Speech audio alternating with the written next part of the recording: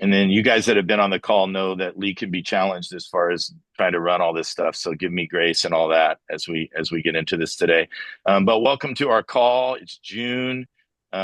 Just so appreciate you guys being here, and hopefully today will be helpful to you. We're going to kind of tap into something we talked about, kind of as a thing, and we've got. I'm just thrilled to have Jesse with us today. I'll let him introduce himself in a few minutes, but I wanted to give you guys a chance to hear from him and hear his perspective on some of our staffing conversations and do all of that. As we get started and people are still coming in, I'm going to hit this one more time because we have some updates. So let me put this up on the screen. Here's that discount code. Let me tell you guys a little bit. I'm going to go to the next screen. I want to give you guys a little bit of a glimpse of what we're doing in October. And I'd love for you guys to consider coming. And some of you guys are coming, but you haven't registered yet. It would be worthwhile. We're kind of hitting three focuses: the work on it, the work in it, and the work in between it, of community. And one of the things that's come together, even since we started rolling out the 2025 thing, is we've run into some really cool opportunities. And so we're going to have some fantastic people that are going to be here on Thursday morning. We've divided it up into two mornings versus one all day. And the morning of Thursday will be more focused on inner development. We've got Lance Witt coming. We've got David Thomas that Rob put us onto from Asbury Seminary, who's been part of that revival, who's going to come in and talk about prayer and what that it's so Thursday is going to be kind of like, hey, what's going on with us? Thursday night, we'll start with Top Golf. Thursday night, we actually secured the rooftop of the Paris Hotel down on the Strip, which is unfreaking believable. And so we had some connections, and we're going to have an amazing dinner overlooking the Strip on Thursday night, and then Friday morning we're gonna be working in it a little more practice strategy. We also have our golf and some of our other replenishment stuff that happens on Thursday afternoon. So just keep in mind, top level staff is invited. If you want to bring your staff, that's cool, but just be a little discretionary. Like, it should be people that are at the table, kind of what you would consider executive level, executive team. Not that your kid's pastor isn't an important person, but the think tank live is not really designed for that. It's really designed to kind of speak directly to those who are decision makers. And so that is live now.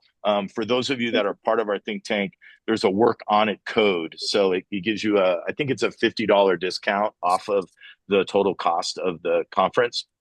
And it gives you a chance to sign up if you want to do the golf, if you want to go to Bellagio, spend the afternoon at the pool. We really want to, so I'm going to sound real Christianese right now, really want to bless you guys by giving you great content for both your soul and for your strategy, but also give you a chance to just mingle. I know some teams are going to come in and spend some of the afternoons with their teams, I've heard, where they'll come in the morning, and then in the afternoon where we have nothing, they're going to hang out and do some stuff with that. And so if you're planning on coming, if you would do us a favor as we plan, we'd love for you to just go ahead and register, because that would help us in the planning. It's very boutique. I think last year there was 90 or 95 of us. So it's kind of designed to be very interactive. It's not a huge, it's intentionally not massive. It kind of follows in line of what Peterson does with the XP conference, with a little wider target. So that code is on the screen right now. If you want to hit it with your phone, it should take you to there and do that. Yeah, who's that? It's Aaron. Your shared screen's really small. Can't read it. How's that? How's that? Better, but still Really relatively small. Yeah. Look at me. See, I told you guys. All right, here we go. One sec. But How's that? in How's in that? Zoom, you can adjust it on our side too. I adjusted it on my side, just How's that, FYI. guys? Better? Much better. Good. Thank you. All right, cool. All right, so that'll give you that code that you can jump in on, and we're going to have some of our guys, most of our guys that are part of Momentum or are on these calls are going to populate our Friday sessions. We want you guys to hear strategy and best practices from guys that are alongside you, that are doing well. And so we want you to be aware of that. So any questions on that? You can ask in the chat too. I know Brandon and our team is in the chat. So if you have questions, somebody drop that in there. That would be fantastic. Love to see you guys there. October in Vegas. I'm telling you, it's glorious. I mean, the leaves don't really change color, but it'll be under 80 degrees. So there you go. So if you've been part of it, you know that it's strong stuff. So there you go. All right. So hey, one of the things that we want to do today is a few months ago, I guess it is, because we only do once a month.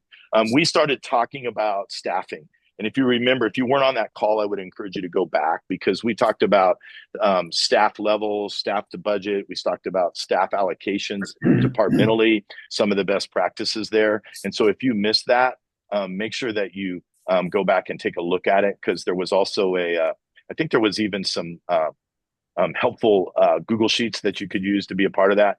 I want us to really lean in today on one particular part of staffing and leadership. And I'm going to invite you guys to really kind of unmute as you need to. I know the chat will be alive, but I want this to be a conversation if we can force it. I know there's 30 of us on here, but let's try to help make that possible. Somebody's not muted, so mute yourself. So we're gonna really lean into this idea of how do we actually lead specifically what I call prince and princesses on our team, right? Really engaging and leading and navigating our emerging staff leaders. And I know this conversation has happened before. I know that you guys have probably had this conversation with others, but we need to have it today, because I think it's going at light speed, where the under 35 leader is a big part of your team. Most of you, if you're in that warrior king stage, you're leading these leaders, and they are a different breed of leader than what we've had in the past as far as this goes. So I want to talk about three things, and Jesse's going to help me. So I want to introduce Jesse. Jesse, you can unmute. Jesse and I have known each other for a while, but I'll let him introduce himself. Jesse, give me the elevator Jesse speech. Yeah, what's up, guys? Coming to you from Denver, Colorado, Flatirons Church. I'm the XP at the church, and I've been here 13 years, been in this seat for 4.5. And if you know anything about Flatiron's story, you know that we have just been up and to the right forever, and we've had no road bumps or any near misses. Lee, I said I wasn't going to do this, but I just did it. You did. We about tanked the church 5 years ago, and have been trying to rebuild culture and strategy and health since then. And so we've had to get really intentional with it. Lee's done just a great job, just giving us some things to think about and helping with that as well. So guys, excited to be on the call and learning together. Yeah, Jesse, I'm going to invite you today, because you're here as a guest, just to stay unmuted and just jump in on me. And then we'll get to some of the stuff I know that you want to talk about. And Jesse and I are laughing because he's been on so many podcasts. Some of you have probably heard, and I keep texting him and telling him, you need to stop being on those podcasts, because he just has to keep telling the dark story over and over and over again. And so we won't make you do that today, Jess. We'll just lean into this stuff. Great. So I want to talk about grind first a little bit when it comes to young leaders. I think one of the things that Jesse and I have talked about in some of our conversations is, how do you get them to understand the grind? And part of what we're going to do today is give you some thoughts from, like, you're leading them, but some of what Jesse's going to share is actually probably for them, that you're going to have to figure out, how do I find a platform to share with them kind of some helpful things. So we're going to give you a little bit of those things. So when it comes to the grind, I don't want to stereotype generationally. And so I want to be careful and just kind of before we even get into this. I think some of this may feel stereotypical. I think in order to have the conversation, we kind of got to go there. But I want you to just a disclaimer. I know that all of us have amazing young leaders on our teams, and we're working with them. So I want to acknowledge that, even as we acknowledge some of the challenges of the blind spots that might be there. Is that fair? Jesse, how many under 30 leaders do you currently, I'm asking you a question you didn't prepare for, that you think you currently have on your team? I think under 35, we probably have maybe half the team. So probably like 50, 55. Right. Anybody in that group that would be what you consider not at an upper tier of leadership at this point? Yes, we've got, I'm sure, 1, 2, 3 or 4 department heads who, like, kind of at our mid-level, we call it strategic alignment team. Right. I think there are 3 or 4 who are in their early 30s. I don't think we have any 20-year-olds at the table. Right. Great.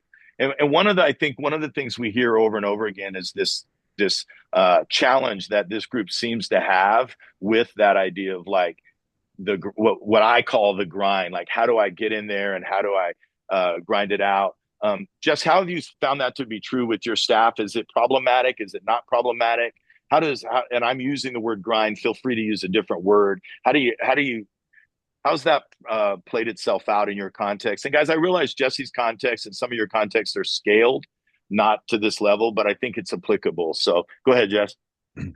Yeah, I think like the first thing that comes to mind is that like Gen Z, younger millennials, they think they should get a promotion every year. They think they should get a raise every year. They actually think that there's something that's wrong if that's not happening. And so we've got to reset expectations for them and really come up with a cadence of like, hey, doing your job does not mean you're up for a promotion. Like you've got to do more than do your job to get a promotion because we're looking for somebody who can do more than this job for the next job.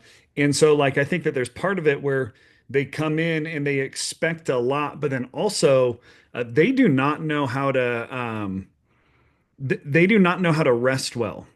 Like what I've seen from especially like Gen Z, maybe younger millennials, they'll take on so much and oftentimes not at work and they don't know how to rest. They don't know how to decompress. And so they're perpetually stressed out. And you're like, guys, you're working Right. 43 hours a week. Like you probably, and so we're finding that they need a little bit more life coaching and they need to be taught to say no a little bit. And then there's a difference between like resting and quote unquote decompressing. Right. Like 5 hours on Netflix may not help you rest. Like that might Right. not be restful, or throwing up 3 hours of TikTok may not be restful. And so finding things that are rejuvenating, I think, are helpful. And one of the paradigms that we just talked to our staff about is when they come to us and they're overwhelmed, we say, hey, um, do you have too much work on your plate or do you have a busy life? So like, just tell us your hours and let's just walk it through what you do every day, what Right. you leave, are you doing any work at home? And like, if they're under 50 hours, that's pretty like that's to be expected at work. And I would tell you, Lee, we've probably done this with a couple dozen of our staff. There have been like two, typically they're in production that are working over 50 hours at work. Most of them just have a busy life. And so, Sure. like, if you try to solve a busy life by less work, your busy life is just going to keep on expanding. And so we try to help them figure out, do we need to solve your work hours, work efficiency, you got too much on your plate, or your home life? Love it. I want to come off of that and move forward here because I think you teed something up. And I love that because we have a young gal on our staff who has really come into ministry just as a 24-year-old, 23-year-old out of no other work experience, just right into ministry. And some of you may have some people like that as well. Like ministry is literally their only work experience. I think they are probably massively susceptible to the lack of grind and the lack of harmony that I want to talk about. Because I think if you have a little more experience in the marketplace, there's probably less grace in the marketplace, if that's fair. And so if they've come 100%. straight from college and now they're in ministry, they don't necessarily have perspective on what that looks like. So she came into my office. This is within the last few months, and was talking about balance for a little bit. And she was spinning, and she was like, I don't know how to get into balance. And it led us to really having a conversation. And before you think, Lee, you're a sicko, I didn't have a strategic deck to throw up on the wall at that point. Okay. But it did lead me to sit down and put some of these thoughts together. And I think this might be helpful. And Jess, I'd love for you to comment on some of this. But her and I sat for 30 minutes and really talked about this idea of how does she find harmony in order to grind versus trying to pursue balance. And I understand that cliche is, hey, I need to live a balanced life. What she came into my office and said is, I feel like I've been chasing rest, and it's like exhausting me to chase rest. And so where I pushed on her was, I said, I think balance is the wrong thing that you're looking for, because these images kind of match that up, right? And you guys are going to get all of this. I Good. think balance is the picture on the left, right? Where the person is fighting really hard to stay on the line there, and it's a lot of work. And yeah, you move forward, but it's like you're almost ready to fall off any moment. Harmony is more closely really projected by this picture of an orchestra or a musician, right? And it's interesting because musicians typically learn their instrument in isolation, so they can be a really good guitar player, but then you put them in a band and they have to relearn how to play that instrument in cooperation and in harmony with the other instruments. I think that picture is just amazing, right? And so her and I had that conversation, and I said, maybe the problem is you think it's supposed to be 50% work, 50% self-care. And I said, at your season of life, it's really probably more 80-20 or 90-10. And that 10 or 20% of that replenishment, in order to be in harmony, needs to be really healthy replenishment, to your point, Jesse, a moment ago, right? Because you're not going to be 50-50 at this point. What do you guys think about these images? Jess, you want to comment on that? And then I've got a few thoughts here on the balance harmony thing. Yeah, I would just say I think that we've been taught, because I do think leaders have the leaders that have gone before us, that at least the younger-ish generation. I guess I'm younger-ishly, but they've Stop talked it. to us about work, life, prioritizing home. Balance is not the goal, though, and I think some Yep. young leaders think balance is the goal. The goal is the mission. Balance might be what you have to do to get there. And so I love the concept of harmony, because for me, like, just trying, like, most leaders just think they're trying to stay balanced in a non-challenging job, like just stay standing on the ground. It's like, no, the goal is you walk across the slack line and you're carrying heavy things on both the home side and the work side, and they change. You get a promotion at work, you're off balance. You have a kid, you're off balance this way. And so I think harmony actually helps paint a picture of balance is not the goal, the mission is the goal, but you do that in harmony. That would be my thoughts. Love it. Anybody else want to add to that? I'm going to move through this here. Anybody had this conversation? Here's the 4 quadrants that I used with her that might help you guys. And I'll just throw it up here like this. It's basically, and this kind of came to me. I didn't write this up on the board when she was talking to me. Okay. So I'm not a crazy man, but afterwards I started thought, what kind of modes do we need to be in to create harmony with our young leaders? This is probably good for all of us, but specifically for the younger leaders if we're coaching them. And by the way, if you're on this call and you're frustrated with your younger leaders and you're not spending a decent amount of time with them, shame on you. Like, the frustration should lead to some intentionality. If you're doing intentional things and you're frustrated, that's another conversation. But if you're just watching them kind of struggle, I think it would be healthy for you to kind of look at how, what is it? But here's the 4 areas. It's basically, can we put these 4 in rhythm, that all these 4 are going on at the same time? It's the idea of focusing on development. Is there a part of me that's learning and listening and building skills as a young leader? How much of my time is spent doing that? How much of my time is in what I call driven mode, which is, man, I'm moving it. There's an urgency. I'm pushing the ball forward. How much of my time is in discipline mode, which is not moving forward, but it's doing some consistent things, whether it's ministry, personal life, that's going to provide fruitfulness and opportunities. And then the 4th one is deposit mode, and it all has to start with D, so get over yourselves. But the deposit mode is, what am I depositing in my life, in my soul? Things like Sabbath, margin, and recalibrate. It's based on the idea of we can't keep withdrawing if we're not depositing and replenishing. And where her and I talked is, this is 100% across these 4, but it's not 25, 25, 25, 25 either, right? It's, what's the season right now that I need to be, what's the level that I need to be in right now that shows healthy harmony in my life. Thoughts on that, guys? Gals? Brandon, where are you seeing this play out where you are at Compass directly with some of you? I know you guys have a staff full of some of these emerging leaders as well. How are they doing with harmony? Yeah, I think that the younger group is always the angsty group. They're the ones that have always got the most concerns about things. And I think that something I've been learning, just talking about harmony and how to create that. And I got this idea from an executive at Chick-fil-A when I was struggling with some of our younger staff. He said, get them all together in a room and listen to them once a month. Okay. And doing that, they solved some of their own issues and really came to what we're talking about here, just got them into that harmonious place of like, oh, we're able to see things because we're being listened to.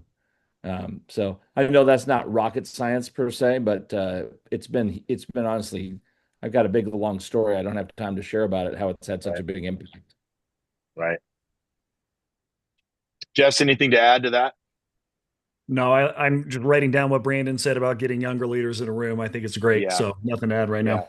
One of the things that we talk about a lot, guys, with our younger leaders, and I talk about it in the Prince and Princess thing that you guys have heard me talk about in the book and all that stuff, is the idea that they really do have an energy that we need.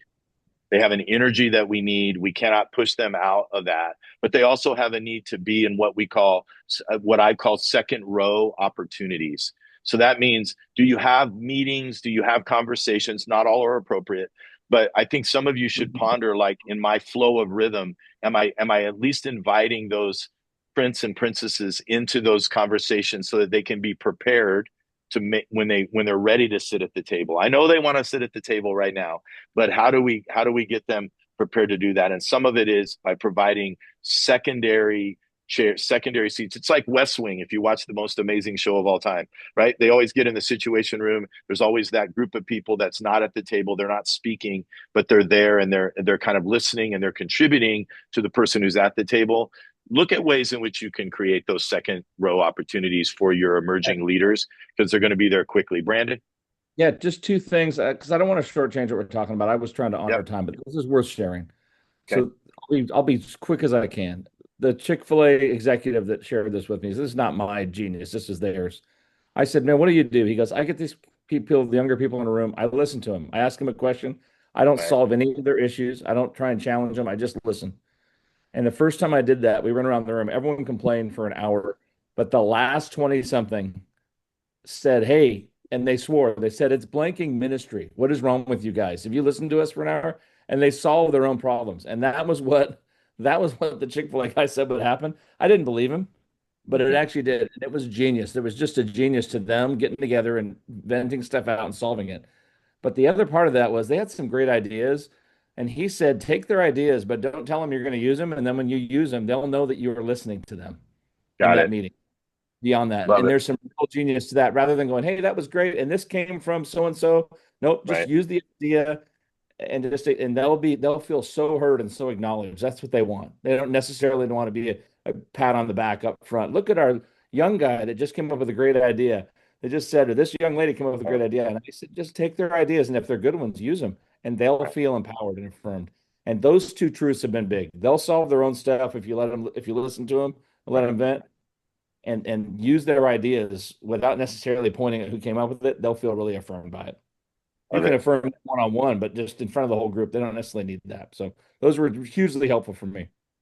Hey, Nate, can you speak to anything in your context that you learned or you screwed up with younger leaders? We'd love to hear your screw ups with younger leaders, because we've all got those in our pocket. And then I'll get back to Jesse. Yeah, I'll try to make it quick. It's really loud out here, but I think the biggest thing is, honestly, it's a little bit of what Brandon just said. Like, we tried to give them, honestly, too much of a voice of going like, oh, that's a great idea. Let's try to implement it. Oh, that's a great idea. And like, honestly, we started getting kind of handcuffed organizationally by everyone's great ideas.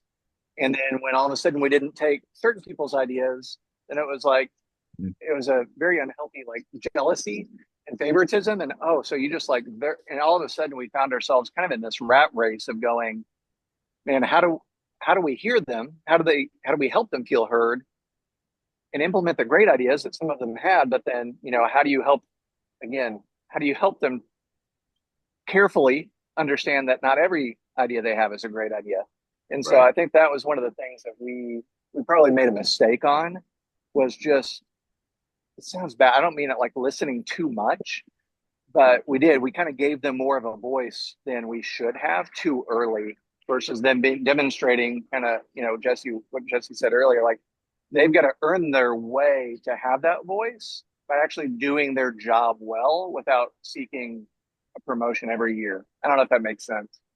Yeah, it does. And I think it's a difficult tension, because obviously as we lead, we need that input from that energetic, kind of move, right? We want our churches to be effective at reaching young people. We need to have those younger voices. And I think if we can give them a more holistic understanding of their season and they can grab onto it and actually embrace it.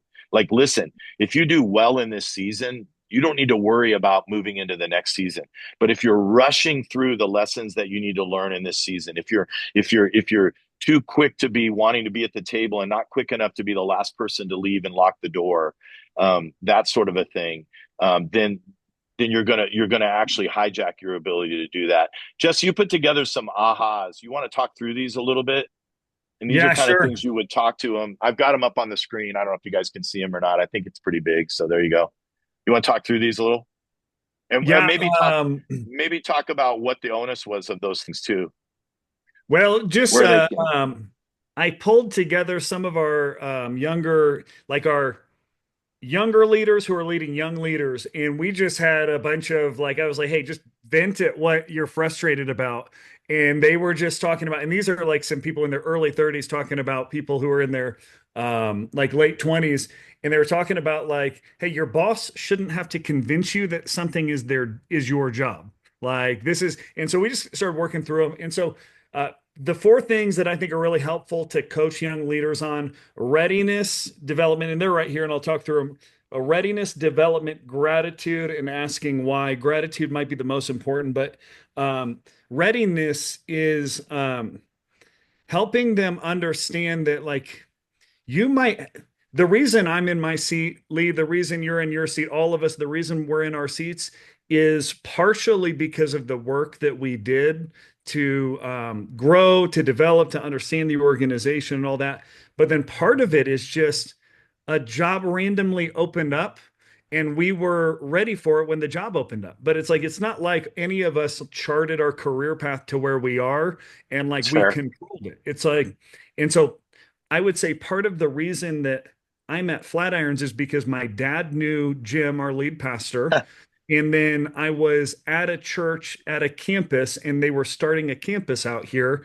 And then, like, every role that I've gotten was not a like, oh, we're trying to move you into this spot. It's just, oh, this role opened up and you were ready. And so I try to talk to leaders and just say, like, man, God is a much better agent for you than you are. He's got a much better pathway for you than you do.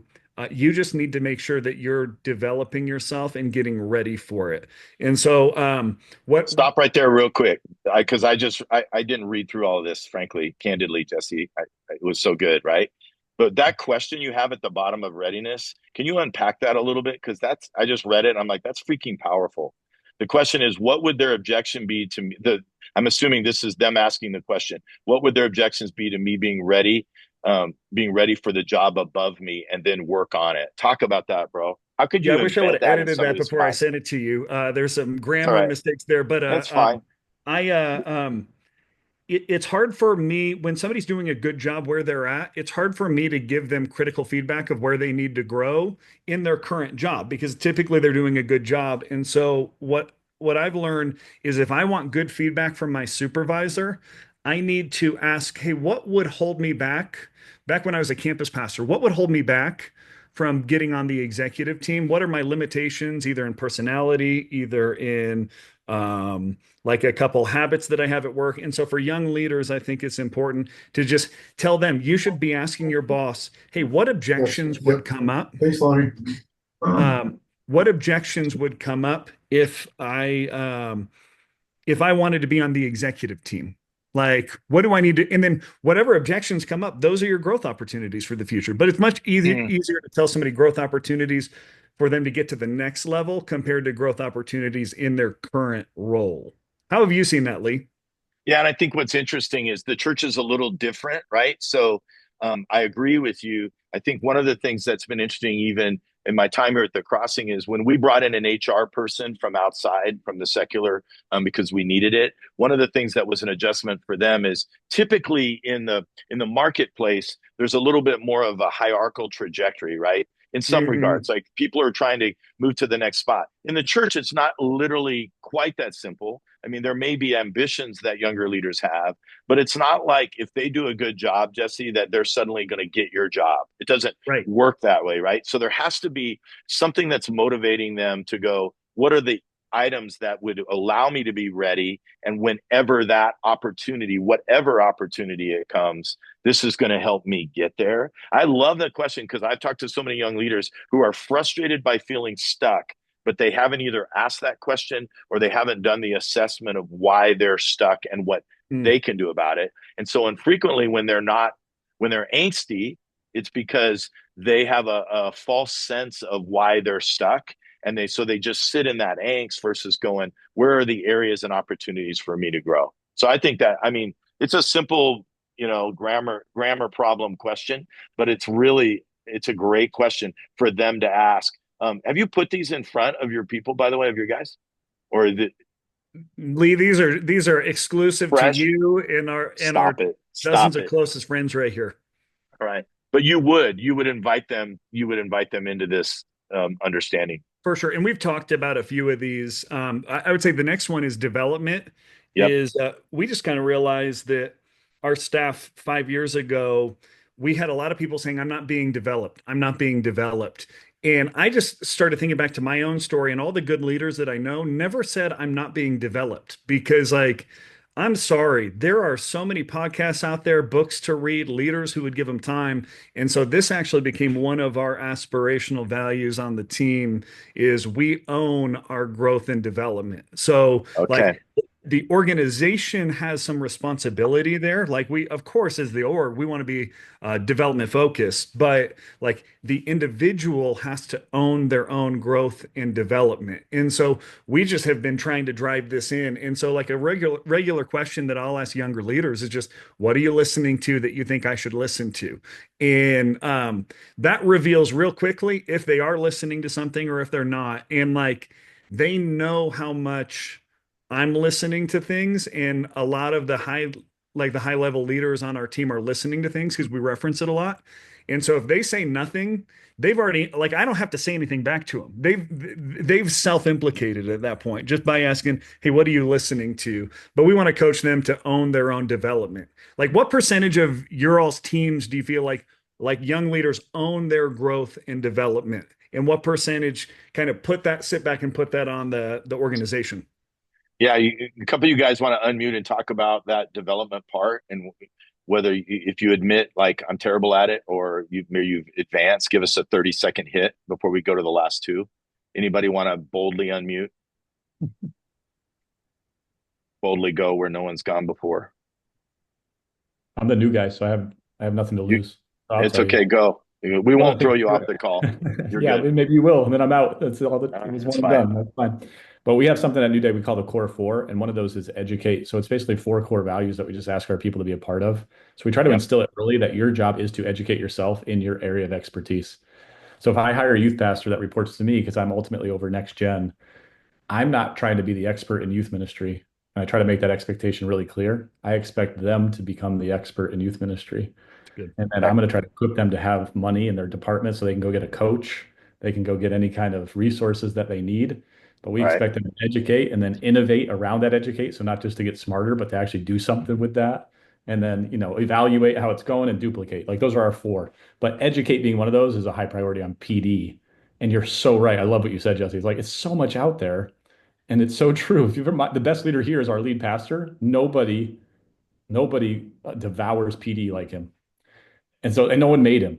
He just did that on his own. And now he's been raised to that level. That's not an accident. That's exactly how it goes. So if you're passionate and you want to learn, I think you're absolutely right. It's got to be on the people. And I think we pay attention to that as leaders of these individuals. I know I do. When I see that starting to play out in an individual, I'm all over that, right? It's okay, that individual, even if they're at a lower level of development than I might want, the fact that they're hungry and developing is massive. Thanks, Andrew, for sharing. You get to stay. You did good. Jess, you want to go through the sorry, go ahead. Andrew. Yeah, go, Brandon. No, I was just giving Andrew a shout out. That's all. Okay, good. It's all good. All right. Jesse, you want to hit the last 2? Yeah, gratitude. I think this one might be the most important. I go back and forth between is that next generation, are they entitled or are they just expectant on like they're just assuming things are going to be done for them, given to them? I was talking to two of the guys on our exec team who are my age, early 40s.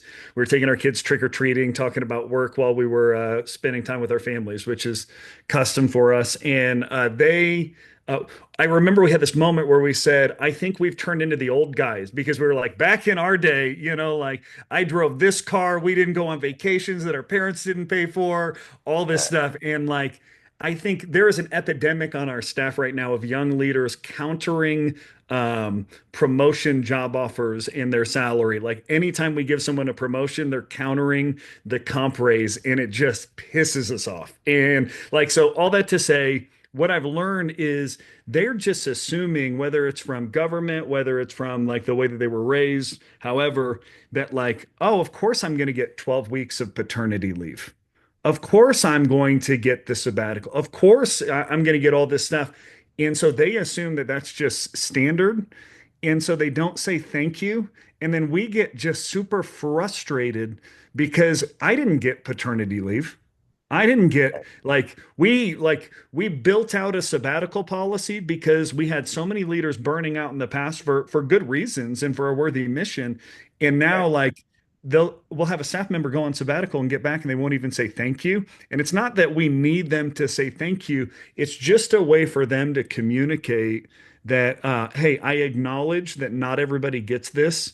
Right. And I'm grateful for that. And so it just shows a little bit of self-awareness. It prevents entitlement. And so we just tell our staff, say thank you for everything that you get, even if you think that you're entitled to it, and even if you think you shouldn't have to.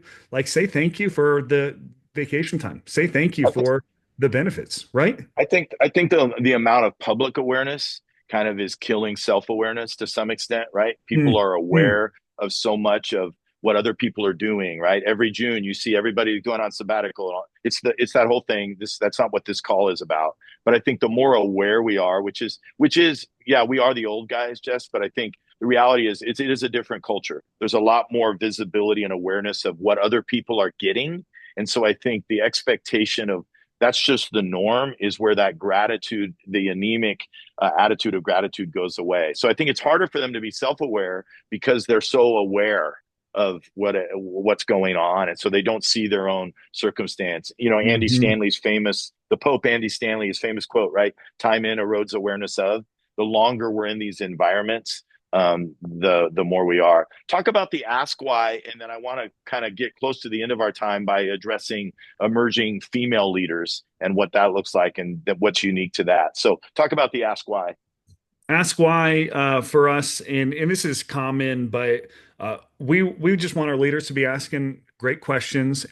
We coach young leaders for when you get in a room with Jim. What I'll say is, hey, when you get in a room with Jim, you should have a list of 3 to 5 questions that you've wanted to ask him that's on a note on your phone, so that like when you get in a room with him, you can ask one of those questions. So like think about top leaders and then have questions you'd ask them if you got 5 to 10 minutes, and just bank those on your phone. And then we also, I try to help young leaders ask questions out of curiosity and not cynicism or skepticism, because it's really easy as a leader. I had this one guy, he learned Andy Stanley's Help Me Understand, but like every time he asked it, he would be like, hey, help me understand how you could be so stupid as to make this decision.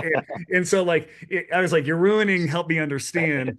And I try to tell it's passive aggressive. Help me understand. Help me understand. He's actually turned it and inverted it. But I want to do this myself, and I want to help young leaders ask questions, assuming that the person you're asking them to knows more about the organization than you, has reasons that you don't know about, is aware of tensions that you're not sure of. And so your job is to figure out why you're wrong about this. And you might realize, like, actually, the person hasn't thought it through. You're right about this, whatever. But if you come at it from a posture of, I need to figure out why I'm wrong, that actually helps have a curious perspective rather than coming in thinking that you're right and having a cynical attitude when you ask why.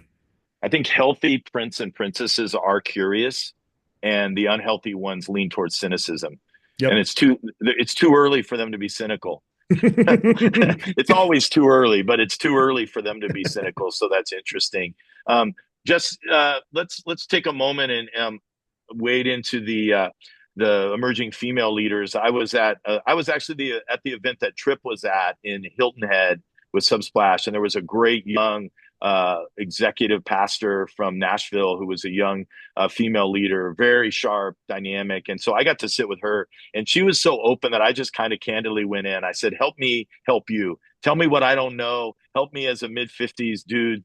And she was so helpful and kind of put some pressure off of me too. She was like, "The things you guys think are such a big deal, I don't care. I don't care that you want to go play golf and I want to go to the spa. That doesn't bother me. You don't have to, I know I'm a female." But the thing she cared more about was the idea of really acknowledgement, equal seat at the table, equal voice, and not being secondary in those sorts of conversations where she is allowed to be a decision maker. And even allowing, she mentioned even allowing her to express appropriate emotions in heated conversations, or where we talk about conflict being healthy on teams. She said, as a female, I'm still trying to figure out, how do I wade into that conflict, because there seems to be stereotypical things when I wade into conflict that males don't seem to have to navigate. So that was a great conversation that I was able to have. I need to get her on one of these calls and have her address that probably better than we could. But Jesse, give it your best shot.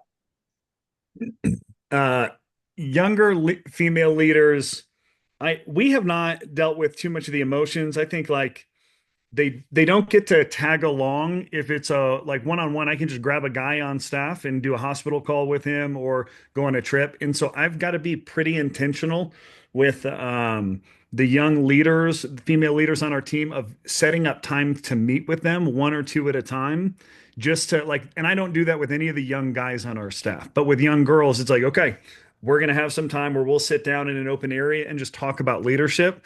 I've found that I've got to be more intentional with them. And then another thing, I was talking with Katie Fisher, who's at Rock City Church, who's just a killer XP. And she was talking about how we expect young moms to do all the mothering and the working when they're on staff.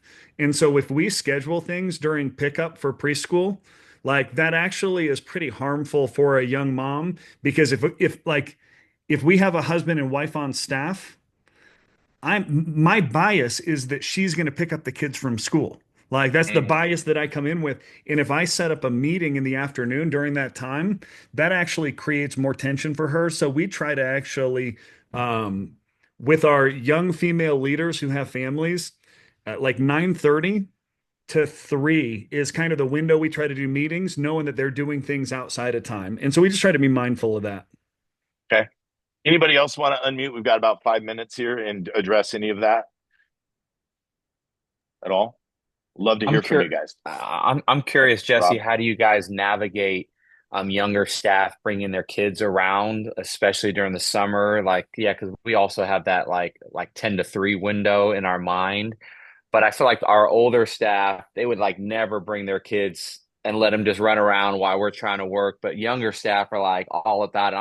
And I have one staff in particular that this is grinding on me. I'm trying to figure out how to deal with it as the old guy, right? We had a couple on staff, and their childcare plan was they'd have a parent watch the kid one day, and then the other 3 days they'd bring him to work. And we were like, I don't think that's going to work for us. And so for us, we say your kids at work is to be the exception, not the rule. And so there are some times where like childcare falls through, or you have an issue here, but it should be the exception. And we just talked to them about, hey, let us help you figure out what you need to do to find the right childcare solution. And sometimes for us, that's meant we allow them to work from home one day a week, and then we might let them bring their kid in one day a week for a couple hours in one of the kids' spaces. But then we're really trying to say, hey, 3 of your days should be kid-free in the office. And but yeah, and the other thing, Rob, they all figure it out when we tell them. They just want us to figure it out for them. or they want to not figure it out. And I'm not just trying to dog on them, but it's like they wanted to put that on us or like not figure it out. And once we said, hey, you can't do that, they figured it out and they're fine. Figured it out. Right. Helpful. It's interesting. Rob's like, I'm going to go make a call right now. Make a call right now. I mean, it's true though. And again, I appreciate, Jesse, kind of your nod to the realities, because we are, all of us in most of us on this call, we're in a position where we're supervisory. We're probably at least in some way contribute to what the work culture is and what's allowed. And we are working in, sort of the dual parent work space for sure, right? The remote work is a reality. And so we have all of those things. The female amazing influx into the church leadership world, which in the last decade has started and will continue, which I think is awesome, but also raises some different questions, that non-traditional questions that we have. And I think it's important for us to just address them, because we're teeing up the ability, because we want these guys to be able to lead. We don't want our restrictions or boundaries to become a friction point for them. We want to open up the opportunity for them to contribute to what we're doing for the kingdom. I think that's the goal. Anything else? Last word, Jess, you want to add to that? I just saw in the chat, Mike was asking about spiritual development. We don't have a ton on that, but once a month during our all staff, we'll set aside about 2 hours to practice a spiritual discipline together. It might be a time of reflection. We'll kind of give out a prompt and we just try to bake in time, but we also have to tell our team, like, they assume that their like quiet time is part of their job and part of their hours at work. And so we just do have to set some of the expectation, like, guys, our understanding is that you're going to do a quiet time at home before you get to the office, the same way every one of our elders, volunteer leaders, people on staff. But we do want to find one time a month, and then we do a staff retreat that's largely around spiritual renewal that helps them have some boosts. But part of that, Mike, is just helping them realize, like, this is something that you're going to have to work on, not just at work, but at home, like every other Christian in our country and around the world. Right. Huge. Any other questions? Anything in the chat there, Jess, that came up? I just saw that one. I think that really kind of tees us up, for you guys to go back and figure out in your context what are the learnings. I would just encourage you guys to go back and figure out what are the ways I can be more intentional. I think there's too much negative stereotype out there. I think we have to address it, right? But I think at the end of the day, we have the ability to lead well. And if we're not leading them well, then we only can look in the mirror at ourselves at what that looks like. And so I think it is going to require some intentional time for us to carve out in order to leverage this. Because at the end of the day, this is resource for the kingdom that we want to fully see. These are people with calling that we want to see fully identified to be able to live and walk in that calling as we raise up the next generation. And so, it's kind of the Simon Sinek thing, like, be the leader that you would want to be, or something like that. I probably messed it up, even though I love him. But it's the idea of, like, we were that young leader, and somebody hopefully did for us what we should be now doing. And so shame on us if we're not doing that. So Jesse, I appreciate you sharing kind of your journey and just candidly where you guys are at, because I know you guys, with the scale of your team, you deal with across all those generations, and I love it. It's great. Thanks, man. Any last words? I'm just gonna kick you out of the Zoom. No, I'm just kidding. No, kick me out of the Zoom. Lee, appreciate you, all these guys. I mean, crushing it. And I don't know. I like what Simon said. Be the leader that the younger version of us wish that we had. And at least for one, right? That's combining Andy Stanley and Simon Sinek into one quote all right together. There. Be for the one, do for one what you wish you could do for everyone. Yeah, that's great. Hey, real quick, I want to do two things. One is I want to go back to the think tank real quick and put it back up there again. I really want you guys, we really love for you guys to be here. We think it's going to be an awesome time. So please consider being a part, carving out the time. It's a Wednesday, Thursday, Friday. We try to put it in a spot where it doesn't impact your weekends for those of you that have those responsibilities. So I'm going to leave that up there for just a second. And then if you guys will allow me to take 2 minutes on a personal note, because most of you I know personally, some of you I don't. I just wanted to give you guys a heads up that I've had some life change stuff happen this week, over the last few weeks. Some of you I've texted offline. If I didn't text you, don't be hurt. I've been trying to keep up with all the texts. But as you guys know, and I think Kay's on the call, but he's in transit to the airport, so he may not even be able to respond. He's on his way to meet Brennan. Some of you know that this whole thing that we're a part of today actually started in COVID. That Kay had started Growmentum as kind of a one-man operation. He and I had gotten together, started these calls, kind of emerged as like, man, we've got some things to say, some IP from Growmentum to help you. A lot of you have done SMPs. Some of you will do SMPs. We've added to the team Brandon and Aaron and Brennan and some of the guys that are on the call today. We've added.